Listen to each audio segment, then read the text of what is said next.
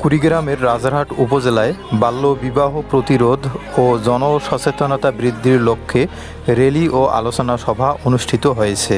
শনিবার সকাল 11টায় উপজেলা সদর ইউনিয়নে ছাটমাদাই ব্রাহ্মণের ডারা দুর্গা মন্দির প্রাঙ্গণে র্যালি শেষে আলোচনা সভা অনুষ্ঠিত হয়।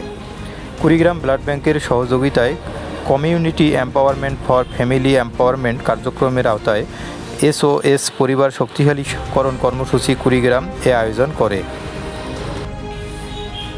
আলোচনা সভায় প্রধান আলোচকের বক্তব্য রাখেন SOS কুড়িগ্রামের সহকারী প্রোগ্রাম অফিসার রিয়াজ উদ্দিন। তিনি SOS এর কার্যক্রম নিয়ে আলোচনা করেন। এ সময় তিনি সরকারি টোল ফ্রি নম্বরে বাল্যবিয়ের তথ্য দিয়ে সহযোগিতা করার আহ্বান জানান। বাচ্চাদেরকে আমরা প্রায়োরিটি বেশি দিই, এদের কাছে প্রায়োরিটি দেওয়া হয়। তো আপনাদের এলাকায় আমরা যেহেতু কার্যক্রম শুরু করেছি সবেমাত্র আমাদের 7-8 মাস হলো, আমাদের এই প্রজেক্ট যদি সফল হয় তো সামনে আমরা আরো 500 বাচ্চা নিতে পারবো। এছাড়াও বক্তব্য রাখেন 9 নং ওয়ার্ড ইউপি সদস্য বিপ্লব আলী, ঠাটমারি উচ্চ বিদ্যালয়ের সহকারী শিক্ষক সুরেশ চন্দ্র, কুড়িগ্রাম ব্লাড ব্যাংকের সভাপতি মঈনুদ্দিন চিশতি সহ অনেকেই।